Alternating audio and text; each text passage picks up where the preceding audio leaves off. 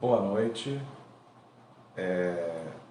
Então vamos começar esse bate-papo que eu marquei para hoje, para falar com vocês. Quero aqui agradecer os meus amigos que estão já há mais de 10 minutos aguardando. Eu deixei aqui ligado para não ter nenhum problema de transmissão, que já aconteceu em outras vezes, e fazer ao vivo, né, sempre é mais difícil. Então, primeiro, dar o meu boa noite a todos e todas, me solidarizar com os parentes, amigos, familiares das pessoas que tiveram casos de Covid, que vieram a ter óbito nas suas famílias, que encontrem o conforto necessário neste momento tão difícil, aos amigos, amigas que tiveram Covid e estão com sequelas, né? Eu tenho amigos que tiveram, conseguiram se salvar desse problema e mesmo assim apresentam sequelas. Então, nesse momento muito difícil para o Brasil, para as famílias, para as cidades, para o Estado, eu quero me solidarizar com essas pessoas, né? Acho que é importante a gente sofrer com o sofrimento do outro, né? Isso se chama empatia. Pena que vemos tantas pessoas banalizando, né? E nós somos uma sociedade que tem que evoluir para um processo civilizatório. Bom, eu marquei essa live sem imaginar o que aconteceria hoje, nesse dia 29 de março de 2021. E esse dia é um dia que está assim, uma pauta cheia de coisas acontecendo. Inclusive, a live ela surge a partir de algumas reflexões que eu fiz sobre esse processo que vem acontecendo desde 2013, né? Desde 2013, que culminou com o golpe de Estado jurídico, parlamentar, empresarial, midiático, da presidente Dilma, e depois, na eleição bastante marcada pela operação chamada Lava Jato, a prisão do candidato que estava em primeiro lugar nas pesquisas, a inconsistência das denúncias do processo da sentença do juiz Sérgio Moro e a consequente eleição do atual presidente da República. E que depois o ministro que prende o candidato que ganharia a eleição vira ministro daquele que lhe ajudou a eleger. E quando você vai ler a sentença do ministro, do ex-juiz, que você vai conhecer o processo, que você vai ver, estudar a legislação, conversar com juristas, conversar com advogados, você vê que isso foi uma grande farsa e a mídia batendo o tempo todo nos últimos 7, 8 anos nessa situação, formando a parcela da população que não lê, ela vive de fração de informação, e depois o uso, a partir de técnicas desenvolvidas nos Estados Unidos por Steve Bannon, de técnicas de utilizar as redes sociais para criar bolhas e ali prender um pensamento de extrema direita que já estava organizado anterior das redes, né? Esse pensamento ele não surge com as redes, ele existe antes. E esse pensamento, essa fração que dá de 15, 20, 25% da sociedade, transforma o que deveria ser uma política de pensar a arte da gestão pública, das relações pessoais em ódio, buscar inimigos para ser destruídos, para impor as suas ideias, você começa a perceber como isso fez mal ao nosso país, que vinha numa trajetória ascendente de desenvolvimento nacional e de melhoria da qualidade de vida das pessoas. E depois, quando o atual presidente eleito, você vê totalmente frágil a gestão, a administração. Quer dizer, você não tem um projeto para o país, você não tem um projeto de administração o Brasil. E aí nós vemos isso se refletir nas cidades.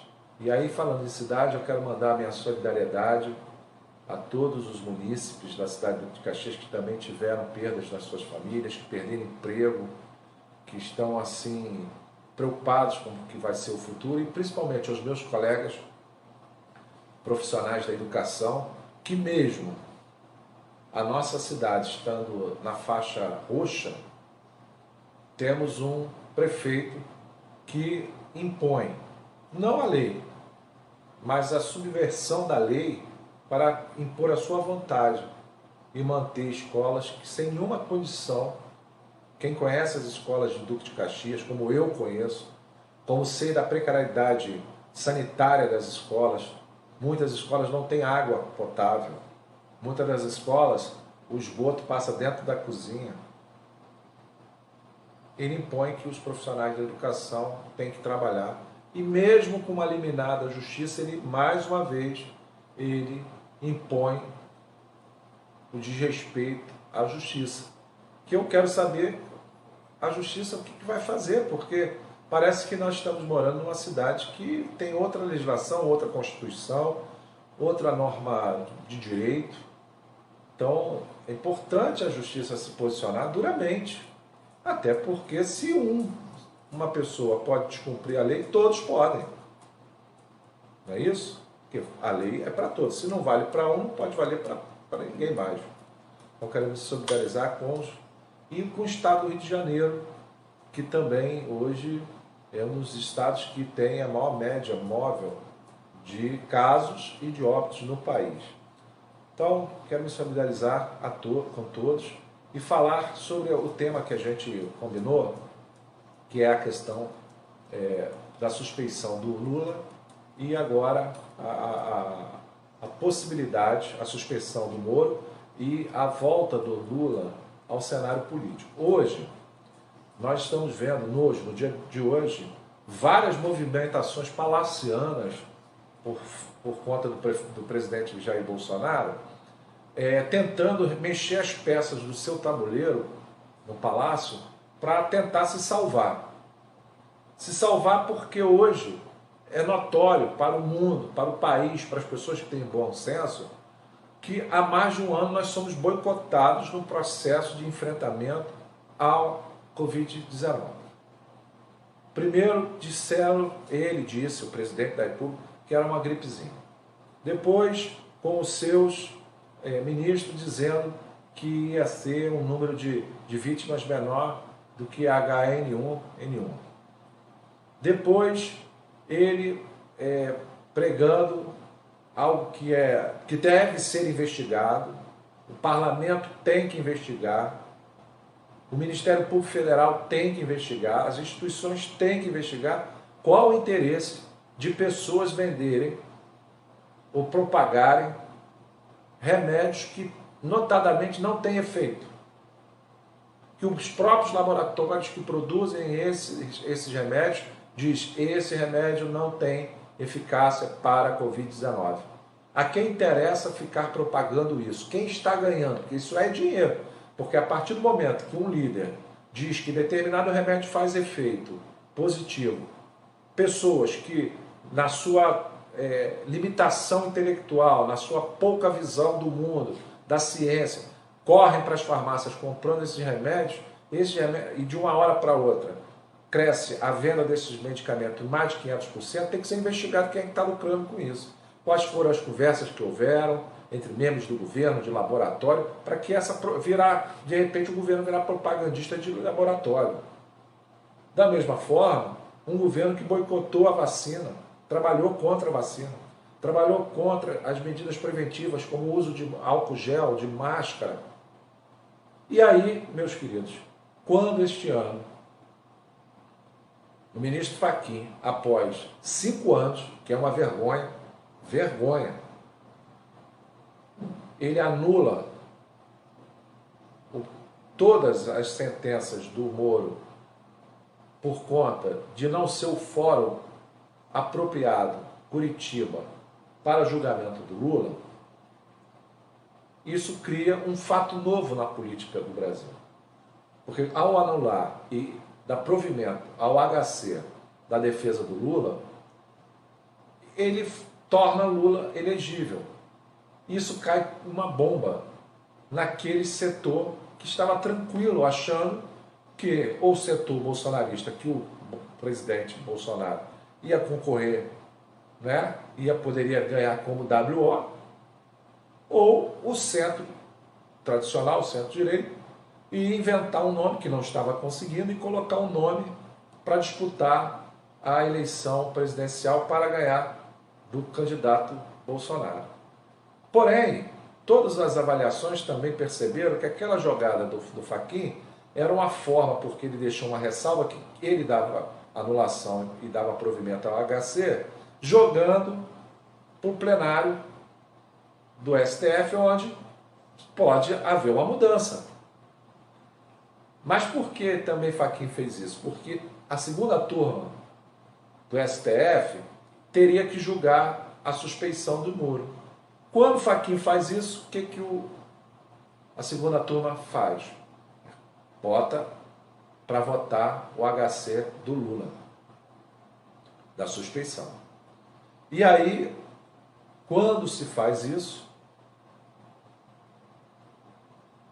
o juiz nomeado pelo Bolsonaro, que todos imaginavam que ele, por ter um discurso que é garantista, que defende a legalização, a legalidade dos processos do ordenamento jurídico, iria votar a suspeição do Moro. Eu vou explicar qual é a suspeição do Moro, gente. Eu, Samuel, se eu tiver cometido um crime em Caxias, no estado do Rio de Janeiro, um processo, tiver um processo e for ter que ser julgado, o meu julgamento tem que se dar no Fórum de Caxias ou no Fórum do Estado do Rio de Janeiro. Ele não pode sair daqui. Por quê? Porque é o fórum natural. Isso está no ordenamento jurídico brasileiro e sempre foi assim. Os processos do Lula eram todos naturais de São Paulo. Eram todos naturais de São Paulo. E o que aconteceu? Subverteram a ordem. O Lula, no caso do triplex, ele era cotista, a mulher dele, a Marisa Letícia, era cotista. O que era cotista? Tinha uma cota de a construção de um imóvel, de uma fração ideal de um imóvel. Eu sou corretor de imóveis, tá, pessoal? Eu fiz esse curso porque eu já trabalhei na área, lá quase 30 anos atrás, e eu fiz o curso de TTI e trabalhei muito tempo nisso, como corretor de imóveis. Bom, quando você compra uma cota, você só é dono daquele imóvel quando fecha a cota, quando a construção é efetivada e você quita a última cota. É como se fosse um consórcio. Até eu concluir a última cota, eu posso desistir e pedir o dinheiro de volta. Claro que vai ter o deságio, vai ter o pagamento da taxa de administração e você recebe aquele dinheiro de volta. Foi o que aconteceu no caso do triplex de São Paulo. Existia uma cooperativa formada pelos bancários de São Paulo, a Bancop, e essa cooperativa ela fez isso, ela pegou os associados, pessoas interessadas, e começou a fazer consórcio para construir imóveis para os bancários. E um desses imóveis que ela gerou para investimento em construção foi esse imóvel lá do triplex do Guarujá. A Marisa, como vários bancários, pessoas sindicalistas e outras, compraram aquela cota, fração ideal. Em determinado momento ela desistiu. Tanto é que agora, semana passada, sexta-feira, a justiça mandou devolver o dinheiro que a Marisa tinha pago. Devolver por quê? Porque como ela não ficou com o imóvel, a Bancop, ela teve um momento que ela não queria mais existir, resolveu não existir mais, procurou para vender os seus empreendimentos. Quem comprou? A OAS. Só que a cota não era mais da Marisa.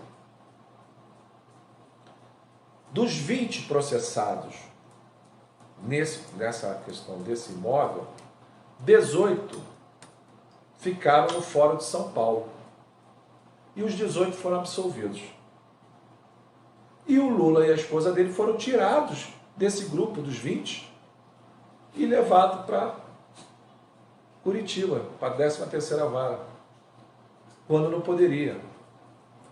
Porque todos os outros 18, eram 20, os outros 18 ficaram em São Paulo, foram julgados e absolvidos. Na sentença do Sérgio Moro, ele escreve que aquilo ali não tem a ver com Lava Jato, com Petrobras, com nada. E escreve lá um fato indeterminado. Eles estavam condenando Lula. Gente, eu li o processo, eu li a sentença. Como é que, se um ex-presidente da República, ele é condenado por fatos indeterminados, você que está aí assistindo, ou qualquer um de nós, amanhã parece uma perseguição política, alguém me querendo prejudicar vocês, cria uma denúncia falsa e lá o juiz dá um fato indeterminado, foi condenado por... Qual fato? Não sei, indeterminado. Isso é um absurdo, isso é uma aberração jurídica. No caso do sítio é pior ainda. É que eu não posso, eu sendo uma pessoa pública, se amanhã eu tiver um cargo de chefe do executivo, ou secretário, ou alguma função executiva em governo, eu não posso visitar nada de amigos meus. Ou algum amigo meu fazer, como já eu tenho amigos, né, que tem casa em lugares de veraneio, me chama para ir para lá, passear, ficar um final de semana, às vezes até fala, eu dou a chave, você ficar aí quanto tempo você quiser. Eu não posso mais aceitar, se eu for uma pessoa do executivo, ou até mesmo uma pessoa que não seja de política, mas se alguém quiser te perseguir, amanhã vai dizer que o sítio que o teu amigo te empresta, uma praia, casa de praia, é seu, que foi fruto de uma corrupção. Isso é um absurdo. Então, a partir do momento que você descobre isso e descobre quais foram as ações que o Moro tomou, principalmente depois que o hacker, né, ao gravar as conversas dos promotores com o Sérgio Moro, as falas, as conversas são todas tramando como condenar o Lula e até como inventar coisas, caminhos para condenar o Lula. E pior, o juiz que deveria ser imparcial, ele cria a narrativa, oferece testemunhas, dá dicas de como o promotor pode agir ou tem que agir para condenar o réu. Quer dizer, a pessoa já vai para o julgamento condenada. E aí, corretamente, a partir de um trabalho excepcional da defesa do ex-presidente Lula, o STF, na segunda turma, por 3-2, vota a suspeição do Moro. O que é a suspeição? Que todo aquele processo ali está contaminado. E todas as sentenças que o Moro participou. Isso cai como uma bomba aonde? No núcleo de poder. Mas para a classe política brasileira que está de saco cheio, até os que são aliados estão de saco cheio, porque nenhuma pessoa normal, nenhuma pessoa com um senso de responsabilidade, nenhuma pessoa com um senso de que as coisas têm que acontecer, vai ficar apoiando um presidente que ele não quer trabalhar, ele não quer governar, ele quer criar crise o tempo todo e governar no achismo. Um país com 27 estados, um Distrito Federal, 26 estados e um Distrito Federal, que foi a quinta economia do mundo, hoje caiu para a 10ª, vão cair mais ainda, com uma economia engessada por um ministro da Economia que nunca escreveu um artigo sobre a realidade nacional, nunca escreveu um livro, não é considerado nada no meio econômico, é um homem hoje de mais de 70 anos, mas que serviu lá na ditadura do Pinochet como Chicago Boy para destruir a vida do povo chileno, como agora o povo tá nas ruas, vai ter um plebiscito, porque a política econômica que o Guedes participou lá no Chile destruiu a vida de milhões de chilenos. Este homem que não tem preparo nenhum, é um homem de mercado, de agiotagem, que serve aos interesses internacionais da banca, vira ministro de um país com uma planta industrial ampla, com um potencial enorme, que hoje está reduzido a 11%, mas que tem uma agricultura pujante, tem uma possibilidade enorme de desenvolvimento científico e tecnológico, coloca um ministro da economia que a única coisa dele é tirar do trabalhador, precarizar a mão de obra, jogar na miséria milhões e milhões de brasileiros, subempregar uma parcela significativa das pessoas. Tudo que o atual ministro da economia faz é para tirar do pobre, do trabalhador. Ele não tem uma ação de distribuição de renda. Nós somos o país mais desigual do mundo. Nenhum país do mundo tem a desigualdade que nós temos. Mas tudo que ele faz é para tirar do trabalhador e, pior, de lesa pátria. Pegar as empresas nacionais, colocar preço de banana e vender para capital externo que está alinhado a ele. Que depois deste governo aí nós vamos ter que investigar quais eram os interesses por trás dessa sanha de privatizar tudo que é nosso. Quando hoje no mundo ninguém está vendendo nada, nenhum patrimônio seu, até por conta da pandemia. E ninguém vende nada no momento de baixa economia. E ele quer destruir a Petrobras, quer destruir o Banco do Brasil. E nesse cenário, com o retorno do Lula ao jogo político, eles ficam doidos. Porque 2 dias depois, Lula faz um pronunciamento maravilhoso, de estadista, onde o Lula encanta todos os setores. Quem nunca tinha ouvido o Lula falar ficou encantado, até a juventude que não tinha ouvido o Lula falar ficou encantado. Por quê? Porque o Lula conhece o Brasil. Lula governou esse país e saiu com 90% de aprovação. O Lula fez a sua sucessora, elegeu governadores, iria ser o presidente eleito agora em 2018. Mas qual o problema do Lula? As classes dominantes desse país têm um ódio a tudo que vem do meio do povo e que seja brilhante. Tudo que é do povo, que é brilhante, eles perseguiram ou perseguem. Assim foi com a capoeira, assim foi com o samba, assim é com qualquer manifestação cultural do nosso povo, assim foi com o futebol, assim é com os governos populares.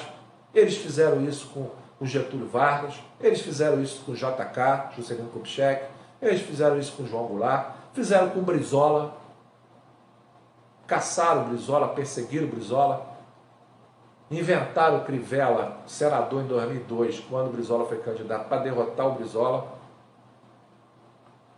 E agora foi com a Dilma e com o Lula. Desculpa. Então, a gente tem que ter clareza desse momento. A volta do Lula ao cenário político desarrumou esse consórcio golpista de 2016. E faz com que, mesmo o centro, mesmo o centrão, perceba que continuar com esta política desse insano é jogar o país num caos. E pior, agora, uma carta com mais de 1.500 economistas, empresários, banqueiros, que é o grande staff econômico, os bilionários do Brasil, que bancaram e elegeram Bolsonaro, disseram o seguinte: basta, não dá mais. Já foi o sinal vermelho, aquilo ali era o sinal vermelho. Com este modelo de governo nós vamos nos afundar junto. E para recuperar a economia, pessoal, leva tempo. Por quê? Porque nós não somos uma ilha. Assim como nós disputamos mercados nas Américas, na Ásia, na África, na Oceania, na Europa, outros países também buscam mercado. E se nós entramos numa crise interna, uma crise institucional, num conflito como esse presidente tem colocado, os nossos concorrentes vão abocanhar os nossos clientes hoje que nós temos. E olha que nós estamos tendo a complacência da China. Porque hoje, 25, 26 a 27% da nossa economia é bancado pelo agronegócio, que depende diretamente da China. Se a China falar não compro mais com o Brasil, quebra o setor agropecuário. E aí hoje nós tivemos outra maluquice do governo. A senadora Cátia Abreu, senadora, ex-presidente da Sociedade Nacional de Agricultura, uma fazendeira, latifundiária, uma mulher de direita, que não é progressista, foi atacada por esse chanceler, Ernesto Araújo, insinuando, inclusive, que uma mulher que tem uma vida econômica resolvida há muito tempo estava interessada em 5G por causa de China e tal. Quer dizer, e aí jogou a crise no Senado. Houve o fato do surto do soldado na Bahia. O que essa tropa de insanos deputados da base bolsonarista fez? Quis usar isso para criar um clima de insurreição nas forças da PM no Brasil todo, para jogar as PMs contra os governadores. Quer dizer, eles jogam para o caos, eles são um bando de confederados, de insanos, de maluco, que são irresponsáveis, estão pensando em ganhar dinheiro. Vamos falar o português certo aqui? Eles estão a fim de ganhar dinheiro, lucrar, ganhar muito dinheiro, tomando esse país para eles. Eles estão preocupados, não. Eles querem fazer daqui como vários ditadores nos países africanos fizeram, onde ficaram bilionários e o povo os países destruídos na África por aqueles insanos, como em Camarões, a ditadura lá em Camarões, que é um militar que está lá há anos, e o povo na miséria, e o país destruído, com doença de tudo que é jeito lá. É isso, brasileiro, é isso, meus irmãos, minhas irmãs. Agora, nós não somos e não temos a mesma história de outros países. Nós temos uma história de resistência democrática, de evolução do processo político.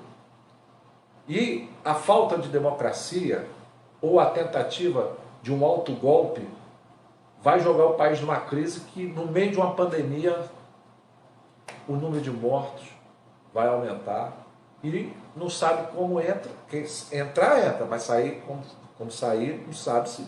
Então, esse momento, essa noite que eu estou falando com vocês, daqui a 2 dias o presidente atual vai querer fazer um ato de comemoração ao golpe empresarial militar de 1964.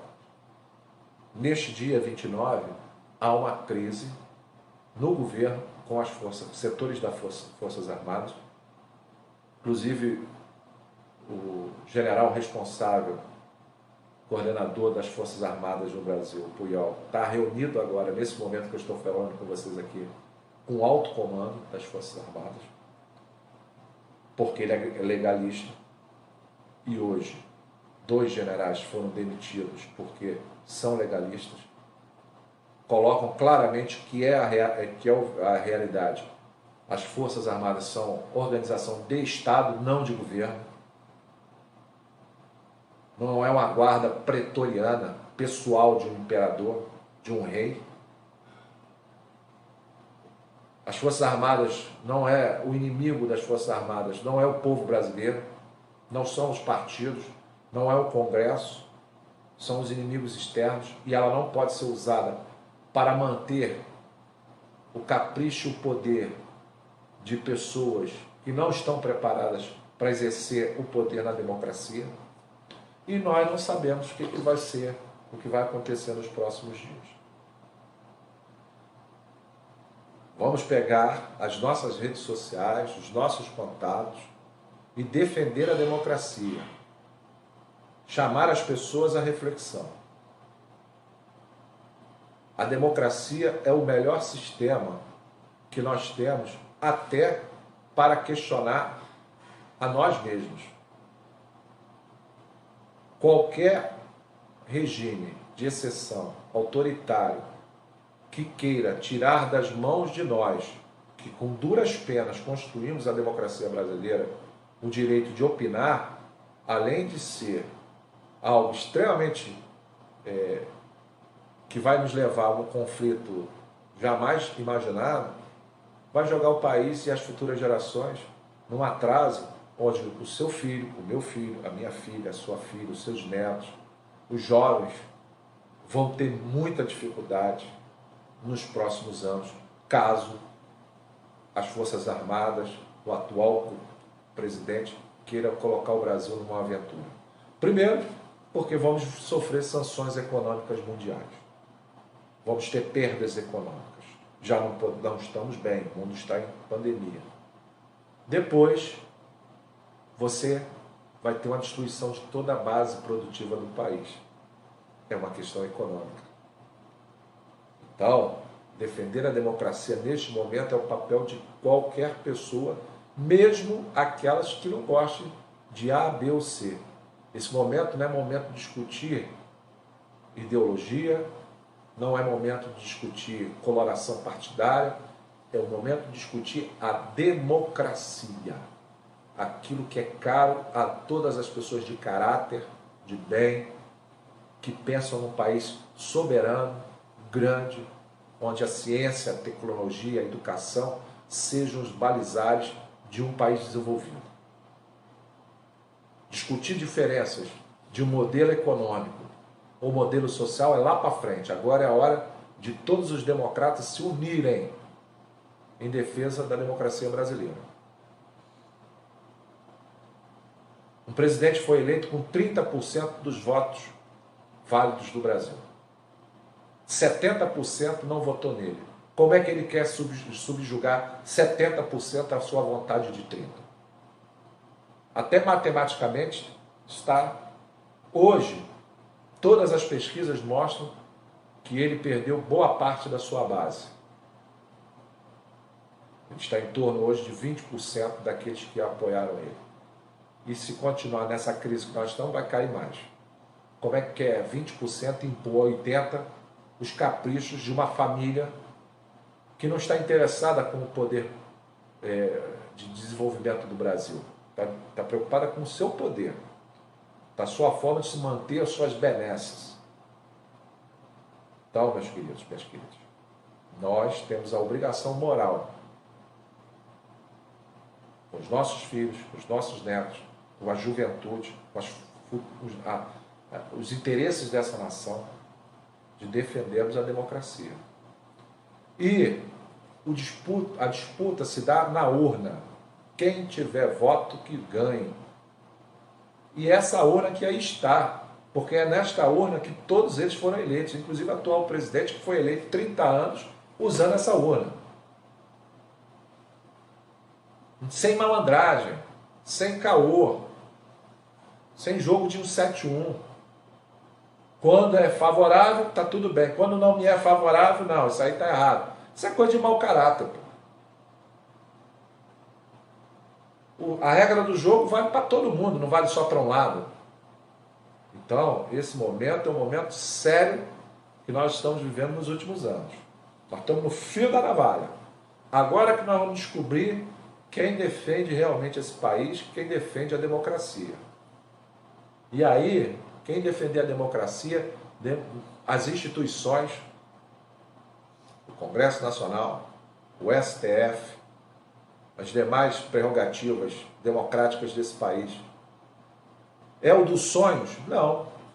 Não é dos sonhos porque são instituições humanas.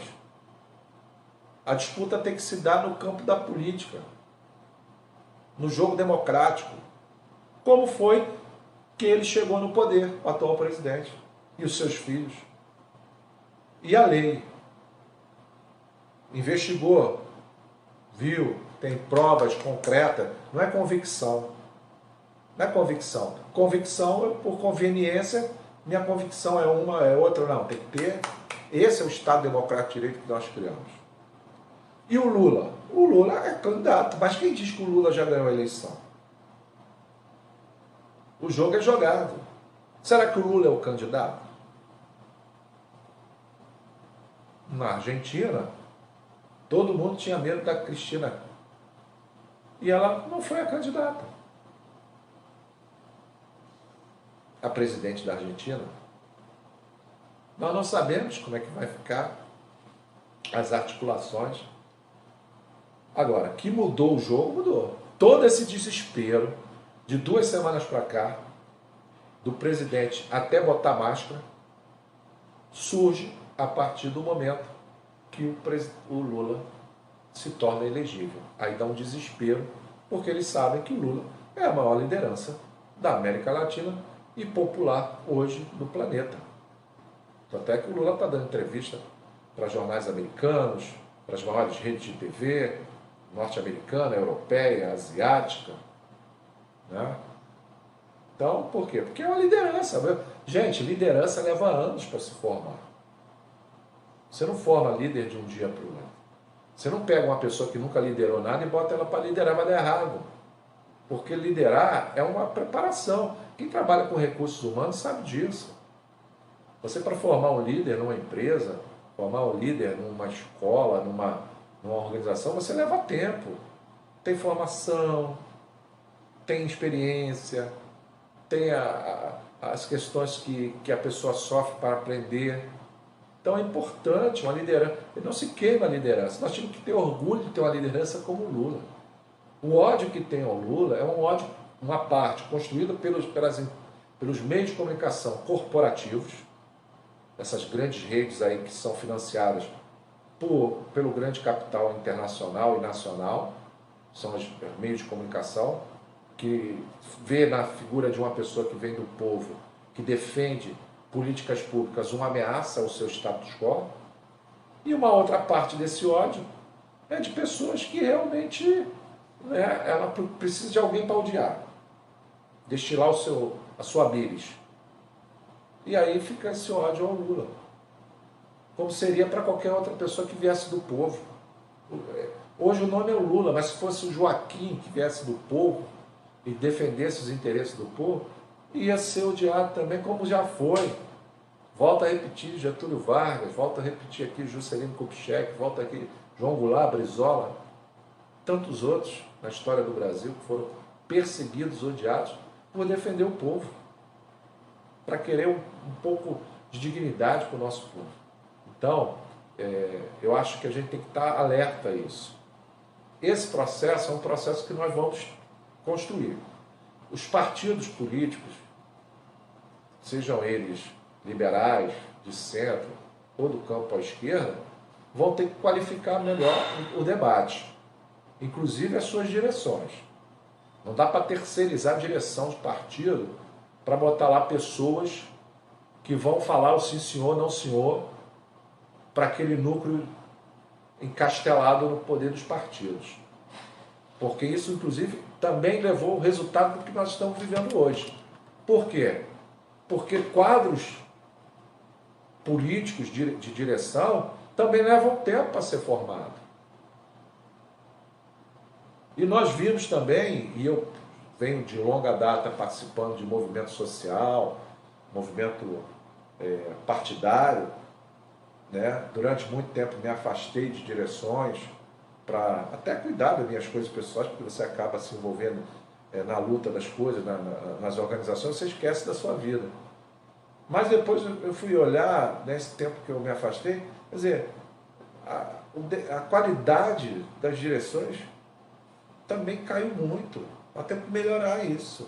Tem que dar formação, tem que pegar gente preparada, gente talhada, ouvir as pessoas, ouvir o cidadão, entender essa nova realidade das redes sociais, do diálogo, né, se dá hoje pelas redes. Pensar, sentar e montar estratégias. Há uma estratégia da extrema-direita de uso até de atores. Aparece lá com um cara de cidadão lá, comum, mas não é ator. Você vai atrás da informação quem é aquela pessoa, você descobre que é um ator que não tem muito sucesso, mas é um ator que eles usam e parece que é a pessoa do povo que está fazendo aquilo. Nós vimos isso recentemente naquela marcha ridícula, com os guardiões do templo da Igreja Universal, vestidos de militares, dizendo que eram do exército, e era tudo pessoa ligada à Igreja Universal, outros não tem nada a ver com Força Armada, desfilando de militar, dizendo que estavam ali representando. Quer dizer, tudo contratado, tem grana nisso. Vocês acham que custa quanto um carro de som? Um trio elétrico? Quem é que banca? Quantos gabinetes esses caras têm? Que foram eleitos aí nessa onda do Bolsonaro? Quais são os funcionários que eles botam para ir nessas atividades de rua deles? É tudo gente de gabinete também, gente. Ah, mas tem gente do povo? Tem um ou outro que é do povo, claro. Tem os tontos. Mas tem uma grande parcela ali que é funcionário de gabinete de governo. Vocês lembram lá aqueles tal de, que era 30, dizia que era 300 da tal da Sarah Winter? Era 30, fazia, e eles, a maioria ali, os líderes, eram funcionário de governo ou de mandato. E a esquerda não está olhando isso? Não está aprendendo com isso? Não está vendo? Não sabe preparar, planejar as ações? Mas nós sabíamos, pô. Nós fazíamos. Então, nós temos que nos requalificar, porque essa batalha não vai ser curta, não. É uma luta de médio prazo, porque os caras tomaram o gostinho de ficar nesse oba-oba, na pauta moral, na discussão de assuntos que não tem a ver com a vida de ninguém e que tira o foco naquilo que é importante. O nosso debate hoje importante é quantos empregos o governo está pretendendo já nesse ano aqui que resta gerar para o povo brasileiro. Quais as empresas e o setor econômico vai ser aquecido pelas políticas econômicas para gerar emprego? Quais as comunidades hoje que vivem em estrutura sub-humana o governo vai usar os seus recursos para fazer infraestrutura da casa, esgoto, saneamento para as pessoas? Em relação à educação, quanto o governo vai investir na formação continuada, em equipamentos para os alunos e investimento nos alunos do Brasil? Esse é o debate. Debate de pauta moral, isso é bom para esses enroladores aí, bolsonaristas. O que nós temos que debater concretamente é que país economicamente nós vamos construir para ter estabilidade, desenvolvimento e igualdade para todos. Nós temos que fugir desse debate. Com relação à questão identitária, as pessoas têm o direito à sua identidade, aos seus direitos subjetivos. Ponto. Não vou ficar debatendo fora disso. Eu quero discutir o seguinte: o que o negro, a mulher, o LGBTQI+, tem como seus direitos garantidos, a sua cidadania plena. Ponto. Agora, economicamente, eu tenho 15 milhões de desempregados no país, fora os outros que são os números que não entram nas estatísticas, que precisam urgentemente ter perspectiva de trabalho, geração de trabalho e renda. Quantas favelas, comunidades, mucambos nós temos no Brasil? Qual o projeto para acabar com esse tipo de habitação e dar moradia decente para as pessoas?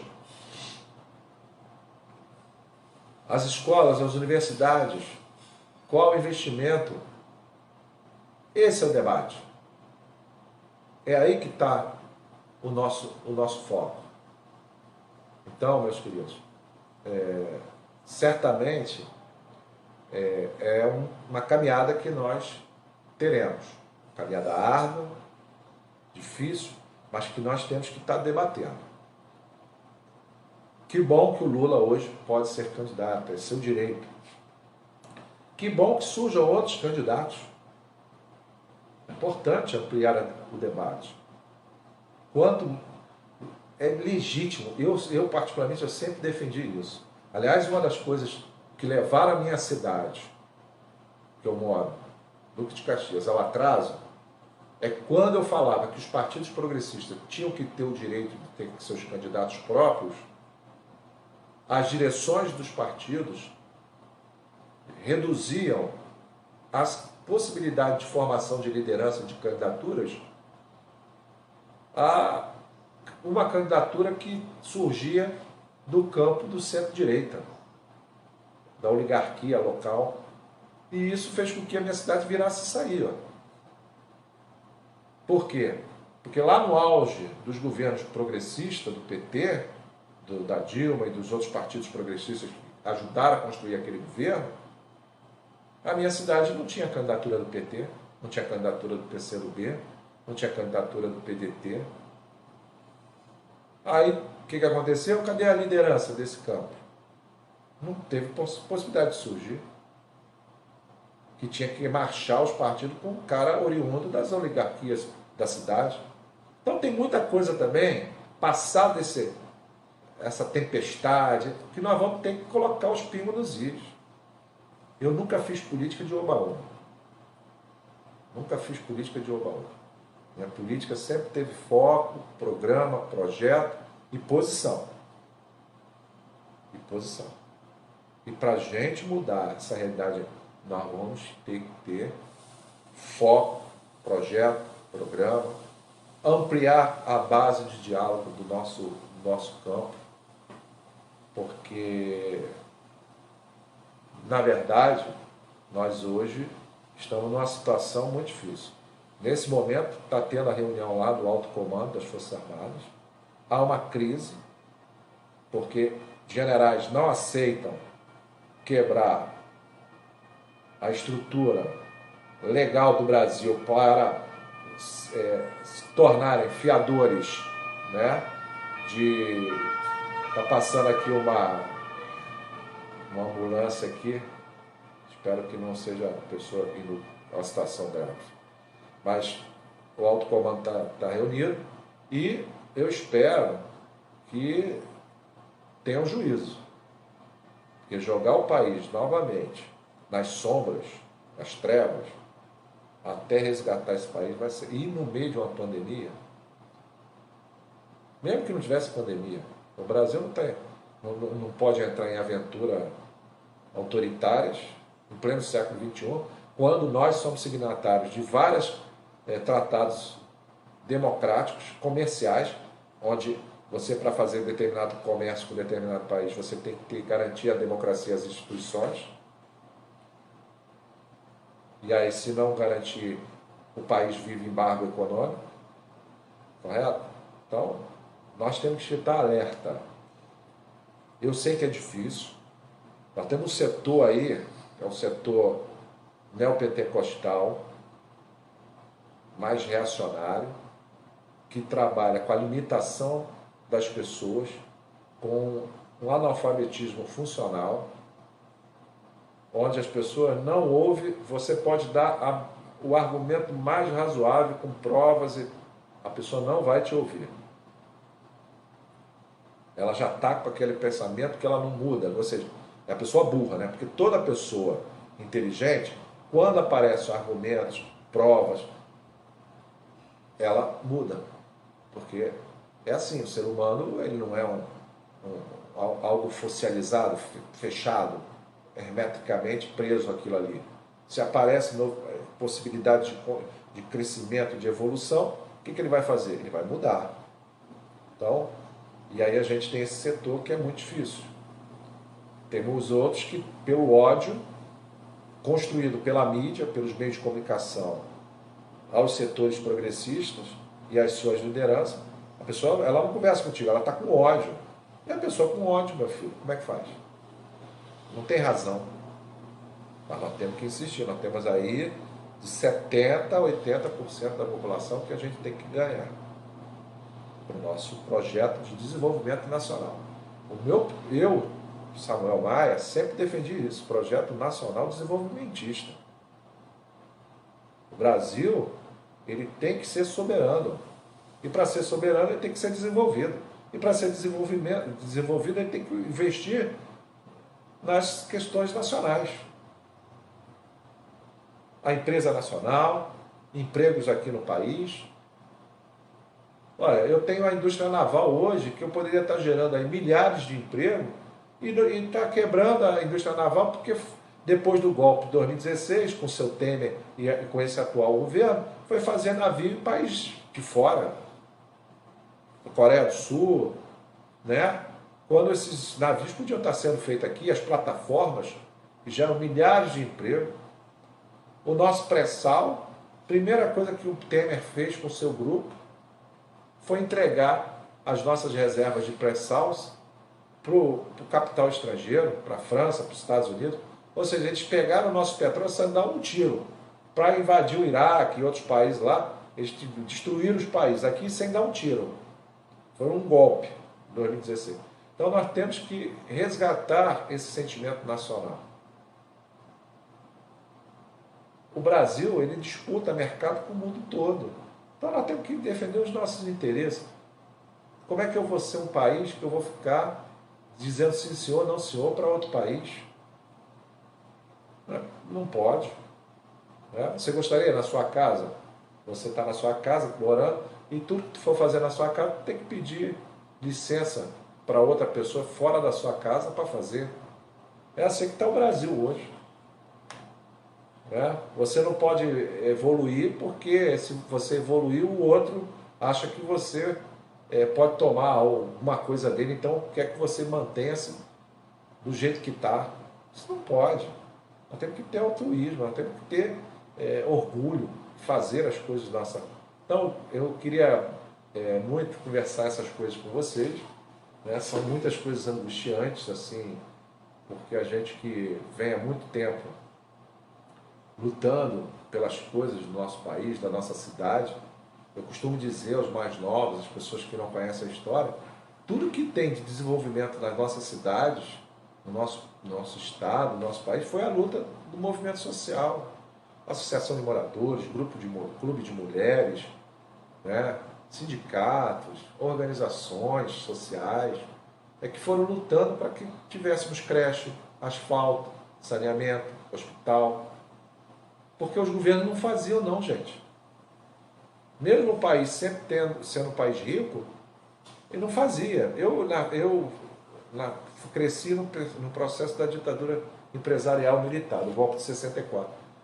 Até 1996, a minha cidade, e olha que a minha cidade foi área de segurança nacional, então não podia eleger o prefeito.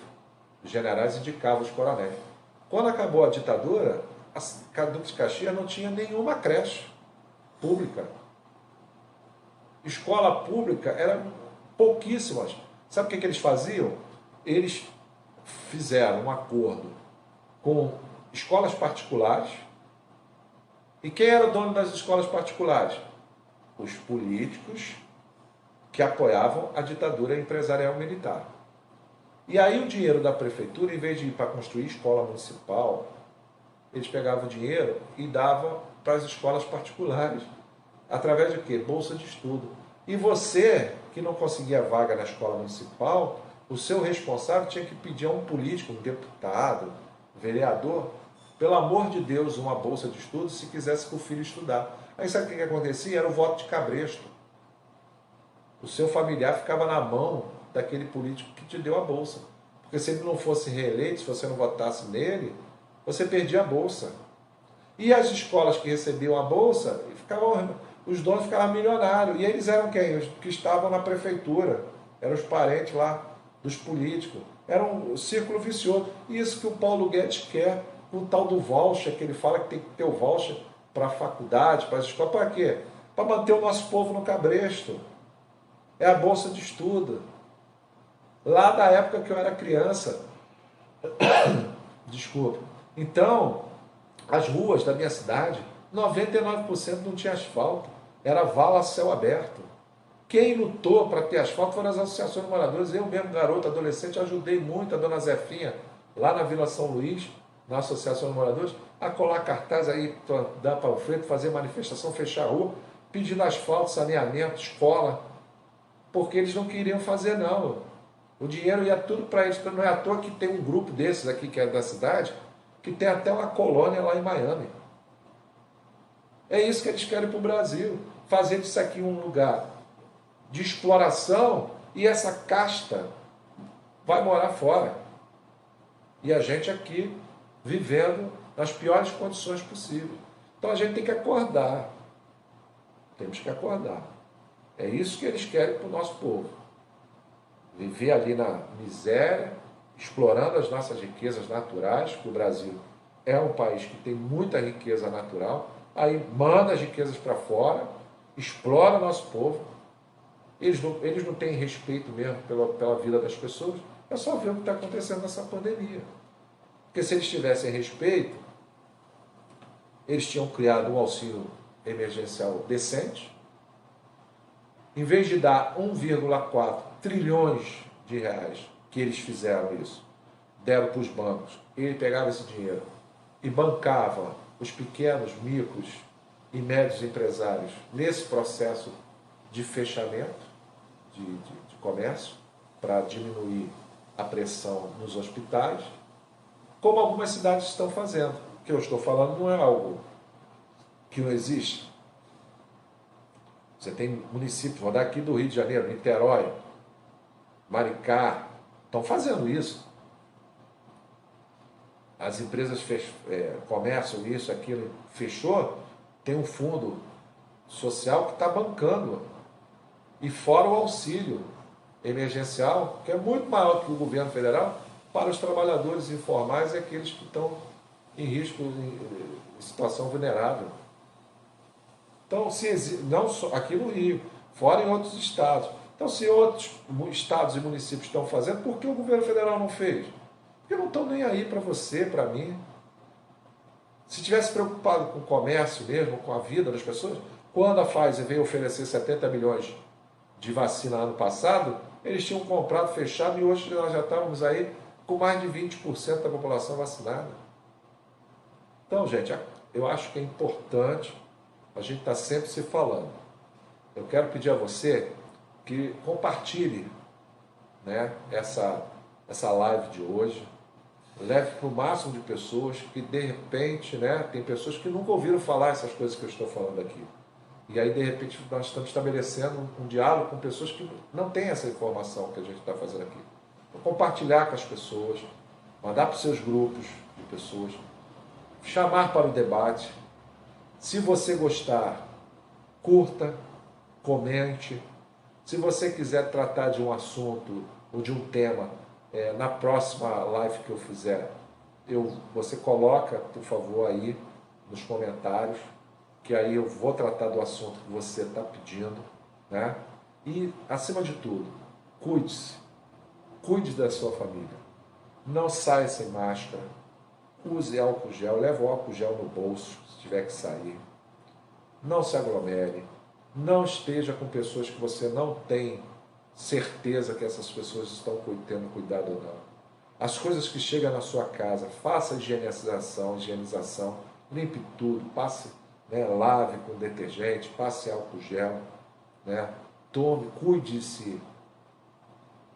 Por quê? Porque se você não gostar de você, não vai ser este governo que vai gostar, não. Então cuide, procure se cuidar de nós e cuidar das pessoas. Não desista de ficar falando as mesmas coisas para as pessoas o tempo todo. Muitas pessoas vão falar, pô, essa pessoa é chata, fica falando isso o tempo, mas fale. Tem gente que quer fugir da realidade. É mais fácil, é mais cômodo, né? Psicologicamente você fingir que não tem um problema, nós temos um problema. O importante é encarar o problema de frente. Ter coragem de encarar o problema. Está com saudade de alguém? Liga para a pessoa, faz uma videochamada, conversa com a pessoa, né? Dá para fazer até uma conferência com várias pessoas ao mesmo tempo. Aproveita, lê um livro. Um livro faz você viajar. Assista filmes. Tem um monte de filme aí, né? Até no YouTube tem filme que você pode achar, né? Conversa com pessoas, faz chat de debate de assuntos, dance, bota uma música, começa a dançar, aquela música que você gosta.